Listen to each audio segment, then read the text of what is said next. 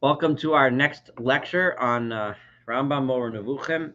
We are in Book 2, um, Chapter 30, in the middle, and in the Pines edition, we are on page 353, the chapter in the middle that starts with the words, among the things you ought to know. The Rambam is going to be pointing out a long list of things. Actually, it may be a good idea. I'm going to go grab one myself to have a Chumash Bereshis ahead in front of you.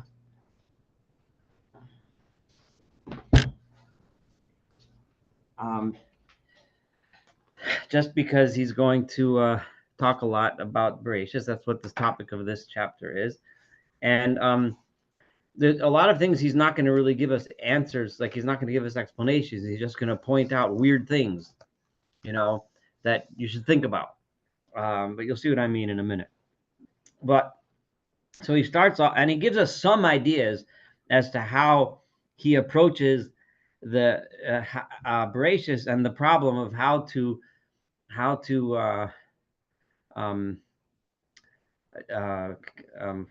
I'm looking for the right word, how to allow the coexistence of both Aristotelian physics and what's written in Genesis. And we went through that in detail before. And by the way, a lot of the scholars look at this chapter as somewhat of a if I'm allowed to say this, Mechilas Kvodo, a failure on the part of the Rambam, because it doesn't really go that beautifully. On the other hand, the truth is, if we look at it the way we've been understanding it, is the Rambam is giving us a suggestion with the understanding that should this science be proven wrong, you can figure out something else. He's suggesting what it might mean, as opposed to telling you what it actually does mean.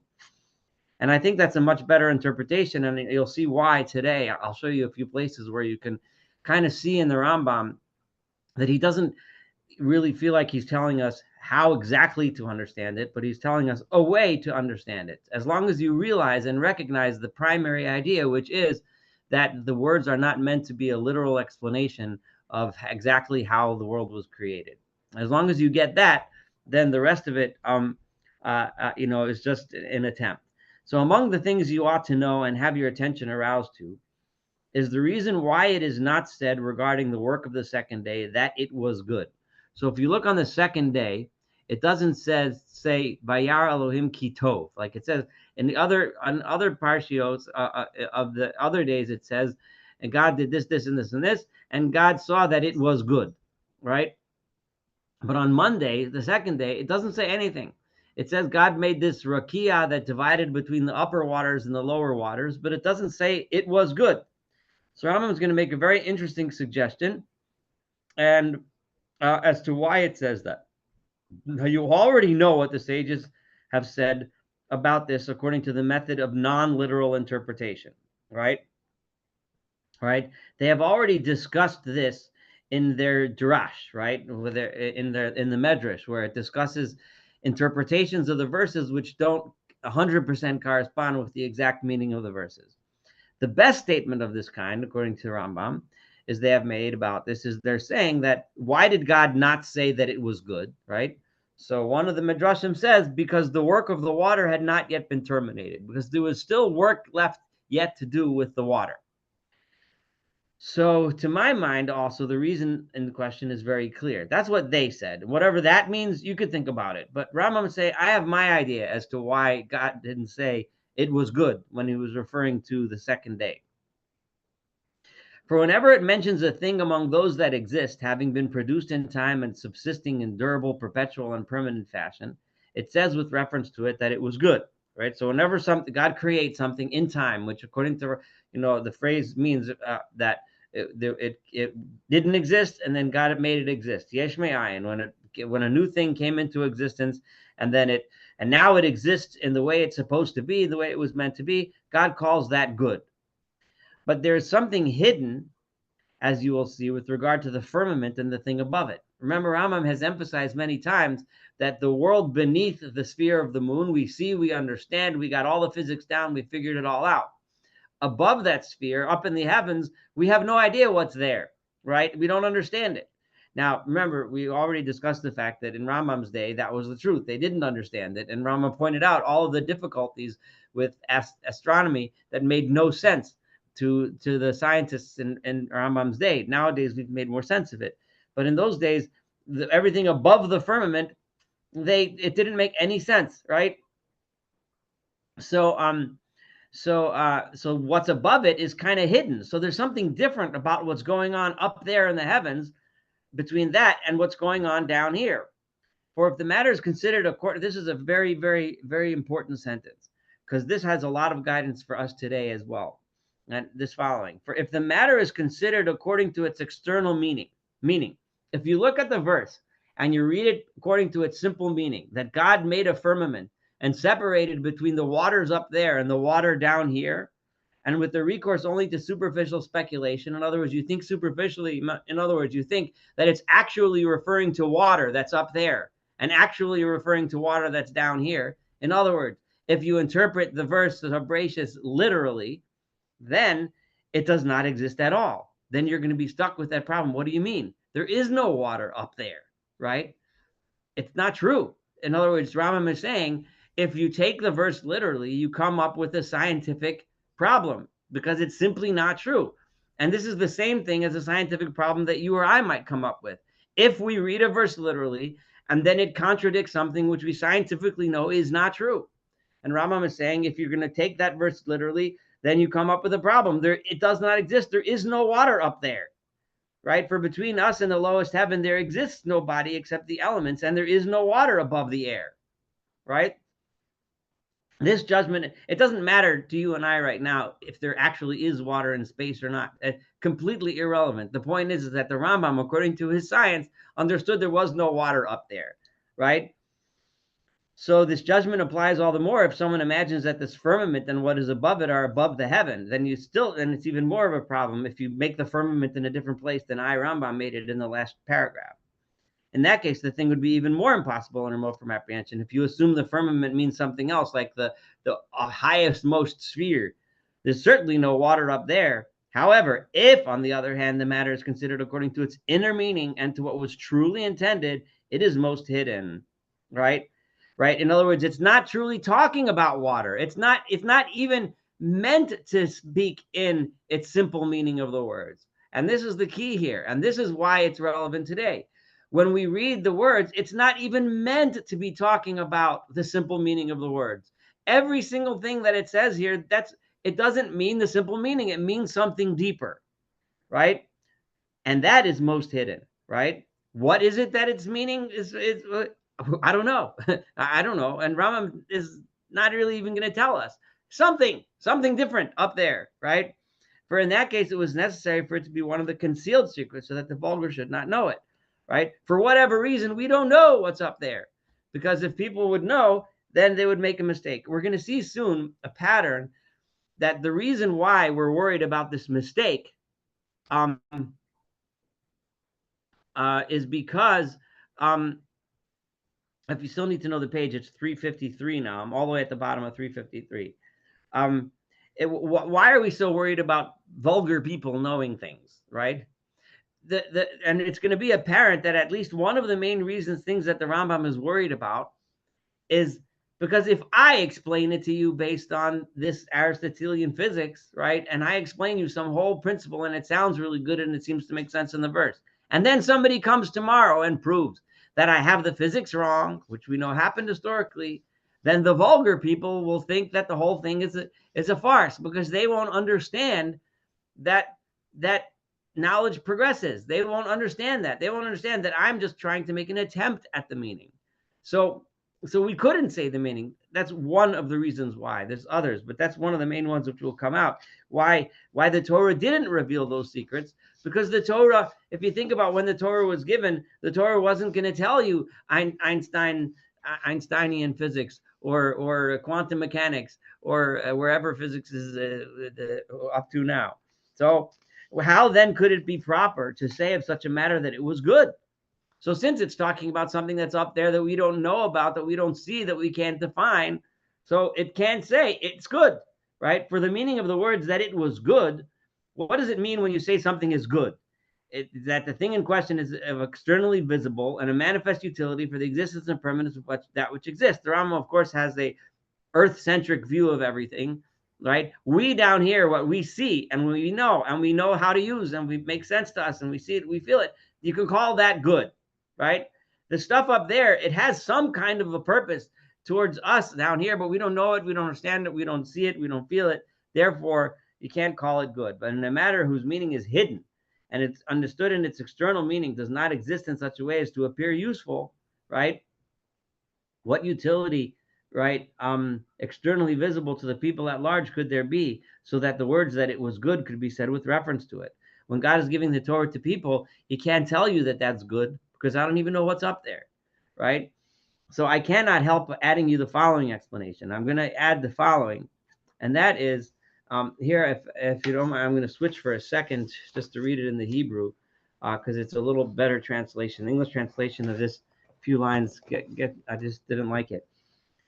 So the Hebrew translation, right? Beor, right? And I'm forced here to add another addition. Right? That this thing, right? Even though this thing that's up there in space, even though it is a very large and important part of actual things that exist, of existence, right?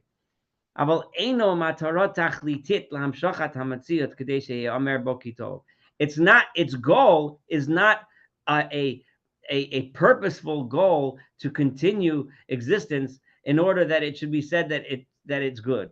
The reason why this was done was in order to remove that stuff, that heavenly stuff, from the world that we see it, in order that this world should function. So there was some other material that needed to be removed from this earth in order to make the earth work. Whatever that, maybe it's radioactivity or something. I'm just throwing a modern thing. It needed to be removed from the earth and placed in space. Like we now know, I know I'm completely stepping out on a limb here. We now know that the atmosphere protects us from the sun's radiation. Otherwise, we'd all die of radiation sickness in 5 seconds flat, right? So that atmosphere, maybe that's the rakia, right, which divides us, and it took out that stuff that was necessary to remove in order for Earth to be habitable.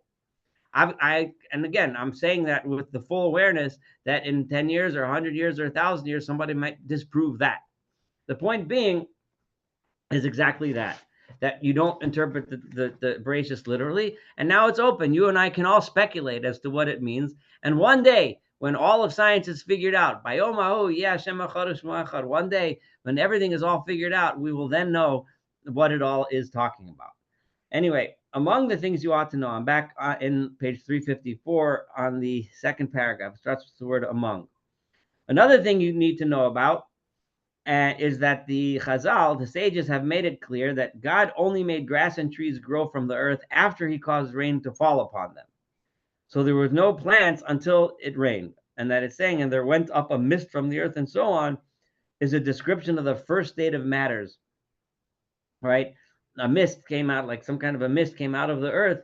That was before the command of let the earth put forth grass, right? So this is, if you look in the next day, right? Because Rambam just gave us a whole speech about the second day. Now he's talking about the third day. So it says Tache Aretz Desha, right?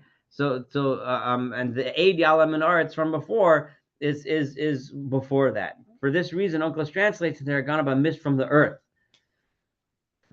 This is also clear from the text itself, because it says, and no shrub of the field was yet on the earth, right? In the next parak, it says that if you look in chapter 2, verse 5, it says, "B'chol siach hasod terem yeh ba'aretz," right? And then it rained, and then the plants came out. So this is clear by now. So Rambam doesn't really go into detail here. He just says you should know about it, right? Think about it, and that's it. Because Rambam is telling us things like what does this all mean? What's the purpose? What's the point? Think about it, right? Because we're engaged in speculation. You who are engaged in speculation know that after the forces of the sphere, the first of the causes producing generation and passing away are light and darkness. Now the forces of the sphere are the force that makes the spheres move around. Those spheres that move around cause all the things that happen below it to happen. That's like the energy that like mixes up everything in the world and makes things happen, right? Makes it different things come into being and different things end their existence, right? But the first thing that comes is light and darkness, because heat and cold are consequent upon them. So the forces of light and darkness are constantly fighting with each other in the forms of light and dark, or cold and hot, right? And they intermix, the elements intermix in consequence of the motion of the sphere. The elements, meaning the four elements, earth, wind, water, fire, mix because they're being stirred up by the motion of the sphere. And because of the different combinations of light and dark, though, as they mix, they take different forms. I like to think of this light and dark as another term for energy. The first combination that is produced by them is constituted by two exhalations, or shnei ha'edim, or two mists, which are the first causes of all meteorological phenomena, among which rain figures. Everything that happens in the weather happens because of this mixing, and the mixing of this is all Aristotelian physics stuff. There are also the causes of the minerals, and after them the composition of the plants and the living beings, and finally the composition being that of man. Darkness is the nature of the existence of the whole lower world, right? So the whole lower world is in a state of darkness, but light comes and pushes the darkness away. If there's no light, then darkness is the bottom line. Darkness is the static state. It should be sufficient for you to know that when there is no light, the state of matters remains permanent. If you don't bring light, and the way I'm thinking of it, if you don't put in energy, if you don't have sunlight, everything dies. Everything just stays exactly the same. The scriptural text about the account of beginning goes exactly in this order, leaving out nothing. So that's why light had to be first, right? Remember, the first day is Vayomer Elokim Yehi Or, let there be light. That was the first thing, because without light, none of this creation could occur.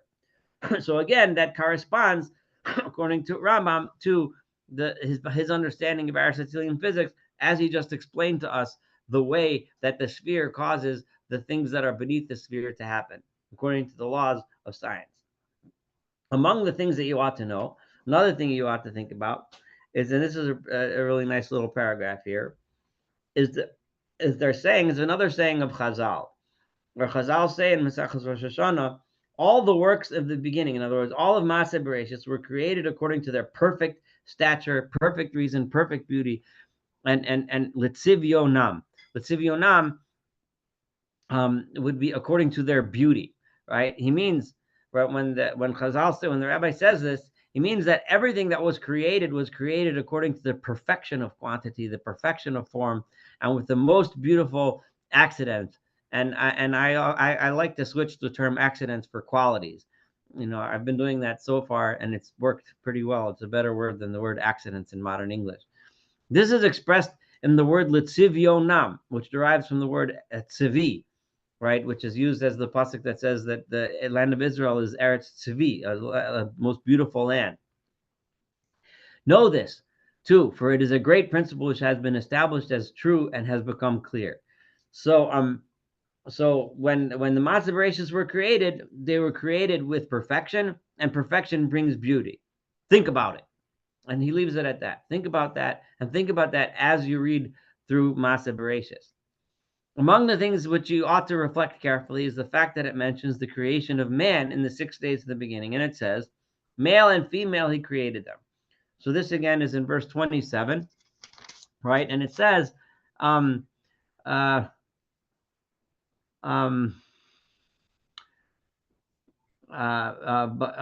unekeva bara osam, right? Male and female, he made them. He created them. So it then concludes its account of creation and talks about, and the heaven and the earth were finished, and all the hosts of them. So that's okay.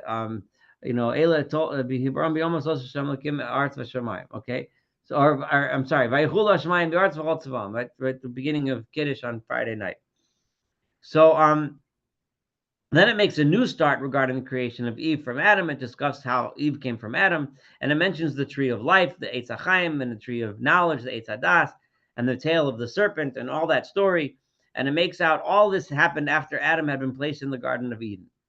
Now, all the sages, may their memory be blessed, are unanimous in thinking that all this story occurred on Friday, and nothing was changed in any respect after the 6 days of the beginning. So all this stuff, right, was part of the creation process. And the end of the creation process, so in other words, when human beings were kicked out of Gan Eden and sent into the world, that was that was the end of the time of creation and the beginning of the world, right? So all of this would happen during the process of creation. There's something to think about. Rambam's not going to go into it in depth at all. He's purposely throwing out all these things and telling us to think about them. All right. Now, all the sages made it. Okay, I just read that. For this reason, none of the things should be judged incongruous. So if you read stuff in there which doesn't seem to make scientific sense, don't worry about it. Because up until then, no permanently established nature had come about. The laws of nature weren't yet established. It was still during the time of creation. Remember, Rambam is of the opinion that the laws of nature were created when nature was created. Before then, there were no laws. With all, they have mentioned things that I will let you hear, having gleaned them in their various places, and I shall give you pointers to certain things, just as they, may their memory be blessed, have given us pointers. So I'm going to mention a few things here, just like Chazal mentioned a few things there. And he makes an interesting statement about Chazal, which gives us another hint how to interpret things that the rabbis say that might be difficult. Know that those things that I shall mention to you from the dicta of the sages are sayings that are of the utmost perfection. When they say these things, they make a lot of sense. They're great.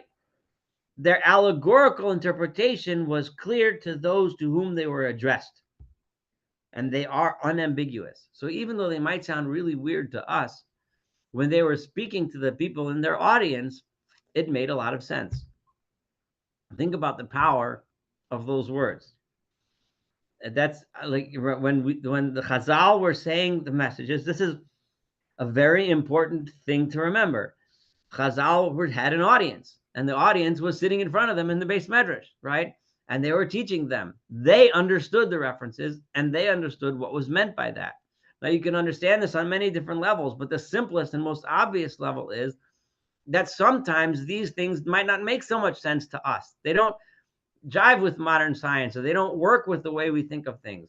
But that's okay, because that it's like if you'd go to a rabbi's sermon and you'd somehow get into a time machine and plunk yourself into a shul in 1922, and you'd sit there and listen to a sermon, and it just goes right over your head. I mean, you might understand the language if you go to a shul that speaks whatever language you're speaking, but it goes right out because the references he uses, the thing, they're just not talking to you. So to say, if you wind back 2,000 years, sometimes Chazal, they're talking to the audience that is in front of them, and you have to remember that. That doesn't mean we can't learn lessons from them. Of course we can, and of course we should, but we need to keep that in mind, right? Hence, I will not go too far in interpreting them, and I will not set forth their meaning at length, right? For I will, and it's so the real messages aren't in necessarily the words and the statements that they make, but they are in the meaning that's behind them. And I will not be the one who divulges a secret. I'm not going to be the one that tells you, right? They said something to the people that were in front of them who understood what the deeper meaning was. We look at the surface meaning and it makes no sense to us, and we don't necessarily get the deeper meaning. And I'm not necessarily going to tell you the deeper meaning. However, it will suffice for someone like you if I mention them in a certain order and by means of slight indications. I'll give you little hints, and then you could think on your own. Based on now that you're understanding, you could start thinking on your own of what they meant. One of these dictas, they're saying that Adam and Eve were created together. One of the statements of Chazal. So Rambam started talking a lot before about psukim, about verses. Now he's talking about famous words from the Chazal, from the rabbis. So one of them is when they said that Adam and Eve were created together, having their backs joined. So they were one being. There was a male/female. That was one creature. And that this being was divided, and one half of it was taken and brought to Adam. So the expression one of his ribs means one of his sides, like a side of the tabernacle. And according to this, I just turned the page to 356. They say that his when it says the word tzela, it doesn't mean his rib, but it means his side. Understand in what way it has been explained that they were two in a certain respect, and that they were also one. They were etzem me'atzamai, right? Ubasam mibisari, right? So, which is how Adam talked about her. So they're in one sense they're the same, in another sense they're different. This has received additional confirmation through the fact that one is called Ish and the other one's called Isha. And I'm paraphrasing a little bit here just to save time. It also confirms their union, and he shall cleave unto his wife, and they shall be one. So you see again the joining together, the separating apart, the similarities and the differences, and so on. The name is almost the same, but a little bit different. How great is the ignorance of him who does not understand that all this is necessary with a view to a certain notion. In other words, that Chazal weren't explaining to us the biological process of how men and women were created. And if you think that, then you're one of those vulgar, right? Chazal were trying to teach us a certain notion, a certain idea of the similarities between men and women, the things that bring them together, and the differences between the two. The place where they have different constitutions, different roles, etc. I know nowadays, if I say that, people might jump on me, but I'll say it anyway. At least that's what the Rambam is saying. This then has become clear, right? So I'm showing you, think about the notion underneath what Chazal are saying. Don't think about a creature that's half male, half female, facing the other way, like the push me, pull you animal from Dr. Doolittle. Each one going. Just don't think about such images. That's not what Chazal mean. Don't stop thinking like that. That's what Rambam is trying to tell us. You're going to ask silly questions. Forget the silly questions and think about the notion, the idea of the similarities and the differences, etc. And I just hinted it to you. Rambam is going to bring us a few more of these things. And in some cases, his hints are going to be even less hints. And you're really going to have to think on your own. Among the things you ought to know is the following explanation, which they give in the Medrash. They explain that the serpent had a rider, that the snake had a guy riding on the snake, right? And the snake was the size of a camel, and it was the rider who was talking to Chava. And the rider was a guy, an angel, a bad angel named Samael, right? And they say that the Samael is the same thing as Satan.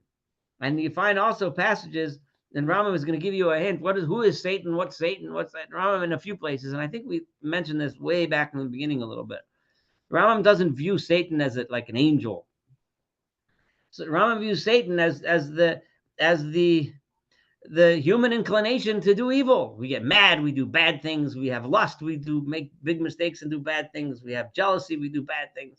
There's lots of things that drive us to do bad stuff. All that is all encompassed, right, in Satan. Every evil force in the world, the force that brings about illness and suffering, and that, it's all Satan, right? It's referring to natural processes, right? So, and Avram Avinu, and therefore Rambam is telling us Samael, right? The reason why it tells us that the Chazal associate this with Satan, is then he's going to remind us a couple other places. It talks about how Satan tried to tempt Avram Avinu not to offer Yitzchak as a sacrifice. He wanted to tempt Yitzchak not to listen to his father. And with reference to the story, to the binding of Isaac, they say Samael came to him and said, "What? Have you lost your senses?" and so on. It's the inclination to do the wrong thing under the search situation. Thus it has become clear to you that Samael is Satan. It's the same thing. Is Satan or Satan or Satan, however you want to pronounce it. This name is used with a view to a certain signification, just as the name Nachash is used with a certain signification. So the Nachash, don't imagine an actual snake. Don't imagine an actual evil guy with horns and a pitchfork and a tail that's all red and breathing fire, right? But just think of it, it's trying to teach you some idea, and then think about what the idea is. When they speak of it's coming to deceive Eve, to deceive Chava, they say Samael was riding, and the Holy One, blessed be He, was laughing at both the camel and its rider. So think about it. Among the things you ought to know and have your attention aroused to is the fact that this next thing, the Rambam is not even going to give us any hints. I gave you some hints as to what, by bringing the story of Avram, the Rambam gave us a few hints as to what Chazal were trying to teach us when they brought in these evil figures. So we should start imagining like, a Disney movie with monster coming in, right? But now this next one, Rambam is not even going to give us enough of a hint, but he's going to tell us you have to think of it in the same way. Among the things you ought to know and have your attention aroused to is the fact that the Nachash didn't talk to Adam at all. The conversation only took place between the snake, the serpent, and Chava, right? It was through the intermediation of Eve, Adam was harmed through Chava. So the Nachash destroyed him by working through his wife, right?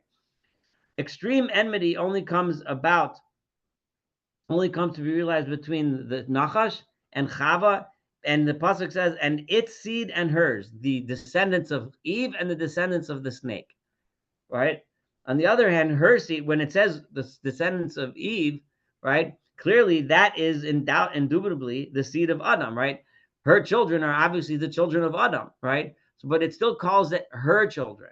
So the enmity is between those that come from her. Remember, she's the one that talked to the snake, right? And those that come from the snake. So even more strange is that, so think about it. I'm not here to tell you what to think, but think about that idea the Rambam is telling us, right? Even more strange is the tie between the serpent and Eve. I mean, its seed and hers, a tie that is in the head and the heel, right?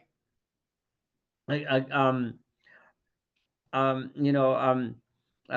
also paraphrasing the Psukim and Bereshis, she being victorious through the head and through the heel. This is also clear. In other words, what does that mean? It's clear. What does that mean? It's clear that it's not literal. What is the head? What is the heel? Think about that and think about what it means. Again, it's not literal, but there are ideas. There are lessons to be learned that are beneath these words and these ideas. Among the amazing dicta whose external meaning is exceedingly incongruous, another place where we have another example where the literal easy translation of the words completely makes no sense whatsoever, which is another obvious proof that there's a deeper meaning that's the real meaning, is when you obtain a true understanding of the but in which, when you obtain a true understanding of the chapters of the treatise, in other words, when you finish this book, you'll understand how to know this, but not today. You're not going to know it now. But when you obtain a true understanding, then you can come back to this really weird verse, right? And I'm sorry, this really, really weird Mamar Chazal, right?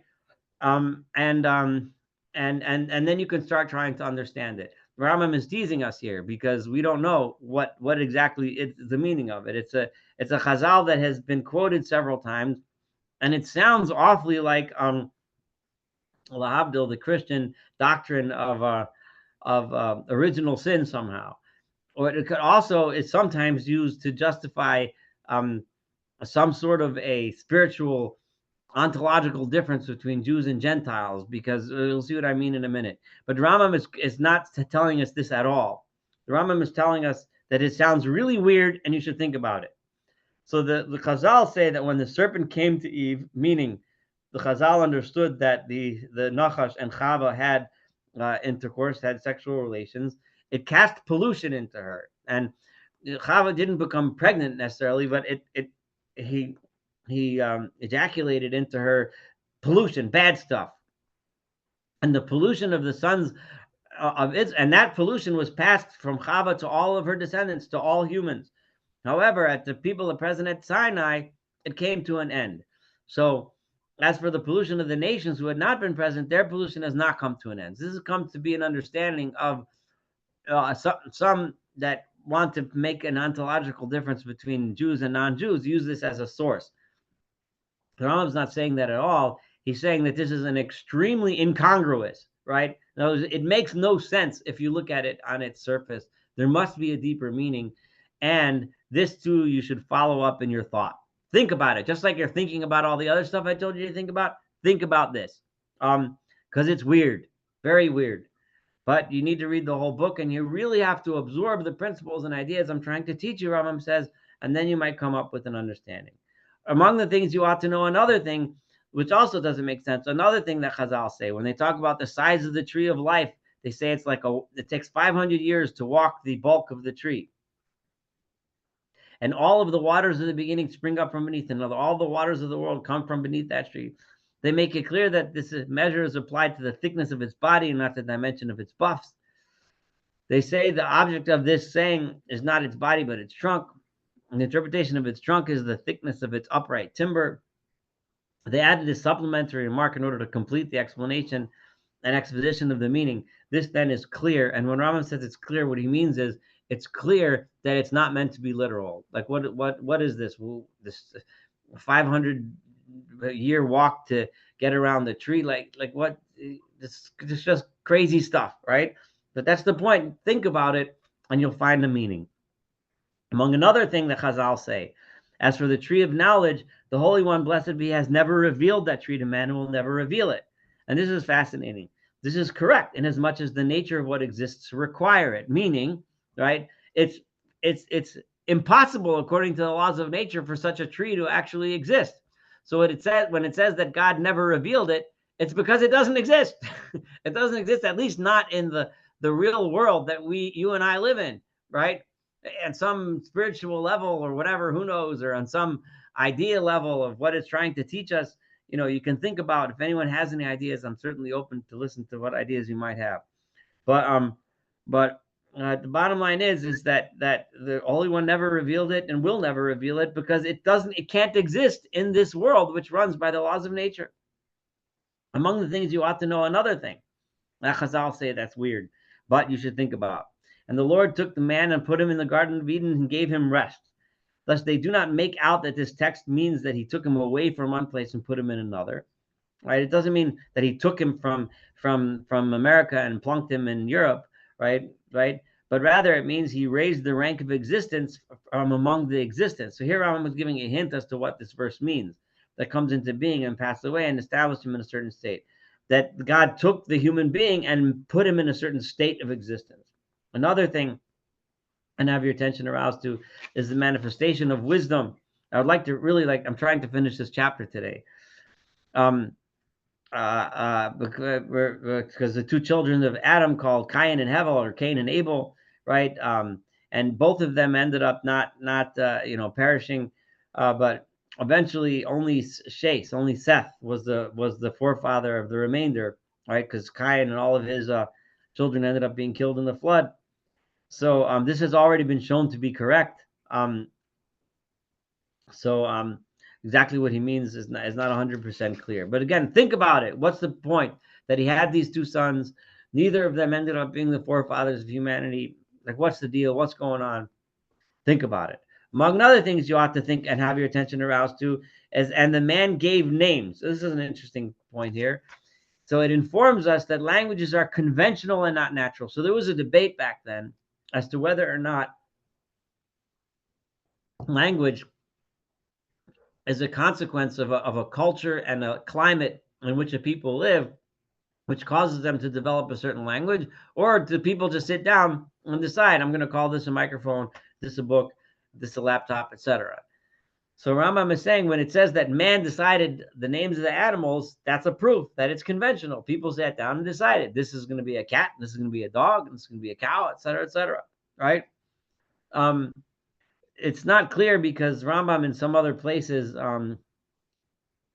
namely in his book of Refuah, in his book on medicine, he actually quotes Galen, who was a Roman philosopher, physician, who actually believed that it was the opposite, that it wasn't natural, that it's natural as opposed to conventional, but whatever. Rambam over here is saying that maybe he changed his mind, maybe he had two different opinions, who knows.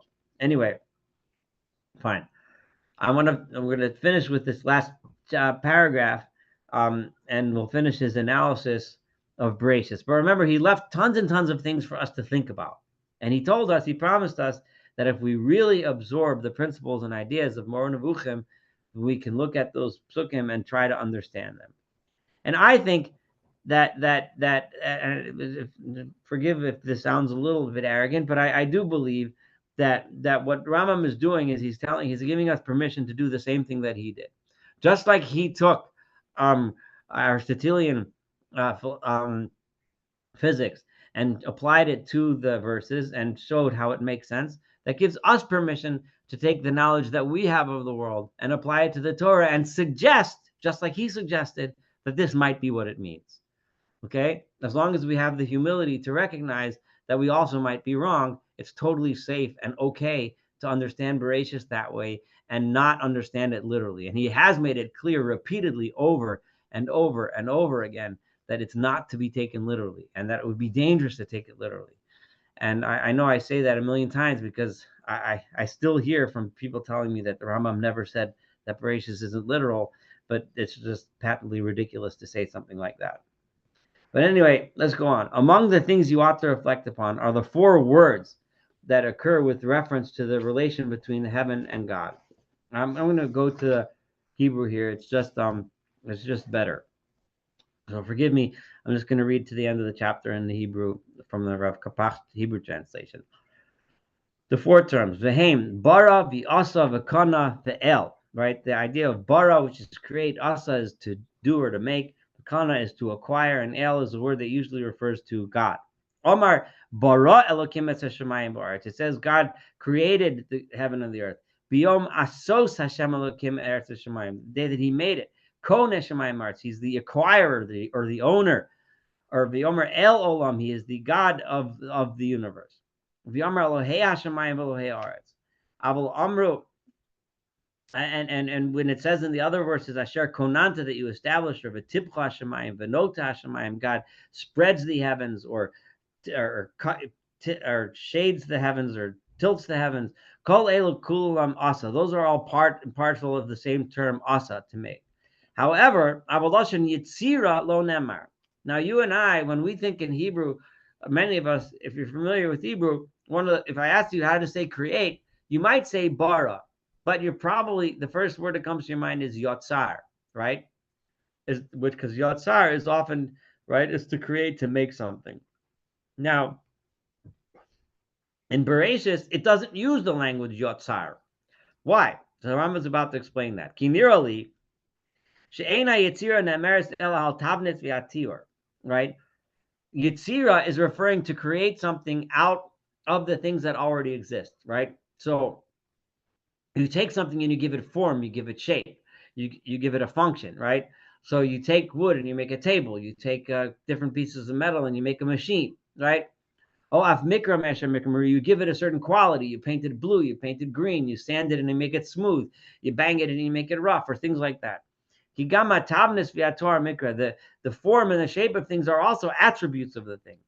When it says that God creates light, this is not referring to the borei ar, but this is referring to the fashioning of light. Meaning, remember Rambam said before, a few paragraphs ago, that the way the light, and I interpreted that as energy, but Rambam is saying the light mixes in different levels in different parts of the world. That's what gives the energy for things to change and become stuff, right? When it also says God creates the mountains. Now the mountains are just earth and rock, like everything else, right? So God takes earth, which is an already existent thing, and he gives it a form as a mountain. So that's not Yitzira Yesh Me'ayin, something from nothing. That is creation, meaning taking something that exists and giving it a certain form. But when we're talking about creating the heavens and the earth, meaning creating something out of nothing, that the word bara, that's the word create, which is bara. It's something from nothing, ex nihilo, creation, right? That's when we use the term bara. So Rambam is telling us the difference between the Hebrew term bara and the Hebrew term yatzar. Right? When it says it makes something according to their forms, tsuro sehen is the same root as the word yitzira, letzuros, right? What it means is haminios, the different species that he gave to ehen, their natures, their differences. And it also, so that's the difference between bara and yotzar. Now it uses the term kana, he owns, because to connote a different aspect of the creation. Bara is referring to yesh me'ayin, ex nihilo, creation. Kana is referring to the bnei shuyis ala moshel alein. He rules over them, kimishol ha'adon alavav, like a master over his servants. L'vigach nichra adon kol haaretz, v'ha adon. In order to be a master, you have to acquire, you have to own, right? But then no till it's so therefore it uses the word kana. Now, since when I start talking about acquiring something, it makes us think that maybe he's talking about kadmos. He's talking about the Aristotelian idea that the world always existed and all God did was bought it from somebody. God went to the universe exchange and bought the universe on the heavenly universe exchange. But no, that's not what it means. Therefore it reminds us, right? That's why it keeps on using those terms of bara biasa. So it has to use the word kona because he owns it, because he's a master. But it keeps reminding us that he's the creator in something from nothing. Aval Elohei Hashemayim, when it talks about the gods or El Olam Hu Mechinas Shlemusa, that's a different term. That's referring to God's completeness, His wholeness, His perfectness. Right? Harayu Elohim, Kolomar Shofet Vehem Nishpatim, V'lo Be'inyan Meshila. It's not so much uh, uh, uh, a ruler like a governor, but rather a ruler like a judge. Kizehu inyan kona, right? That because that idea of being a ruler is referenced by the other term kona. Elohim, so rather when it talks about Elohim, remember the word Elohim often means not a god, but it means a judge or a court, right? So that's referring to God's hashpasi salavim and siyas hashpasam harehu Elohav Elohim. He's the judge and not them. Kolomar hashemayim, right? Meaning the heavens themselves are not, but God is. Dazos, know this. Everything that I said there,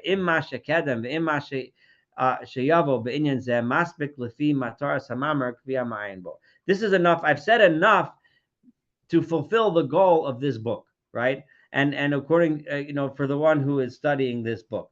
So, if you study this book, you read this book, you understand what I'm trying to teach you, you can go back and think about all of those things that I just taught you. So that concludes Rambam's analysis of Genesis. I wanted to know from you guys if anyone has what do you think about this analysis of Genesis, and does it help, hurt, or I just want to hear what anyone has any thoughts. Very interesting. Thank you. That's good. I find it interesting too. It's pretty cool. Any other comments? Any ideas as to why? Go ahead. I'm sorry. I just had a question about I appreciate the distinction he made between creation from nothing, creation ex nihilo, and just simply reforming matter that already exists into something else. Right. I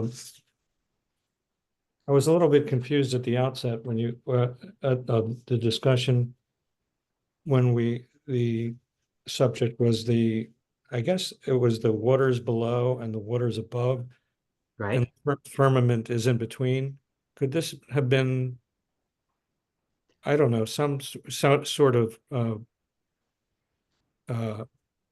from the point of view of somebody from 2000 BCE looking at the world, I mean, looking at the sky and looking at rain clouds, those seem to be waters above, and the firmament in between, and then waters below would be the oceans or the rivers or the lakes. Am I way off base? And well, I don't think you're way off base, because I have seen people understand it that way. So it's not way off base. I have seen people understand.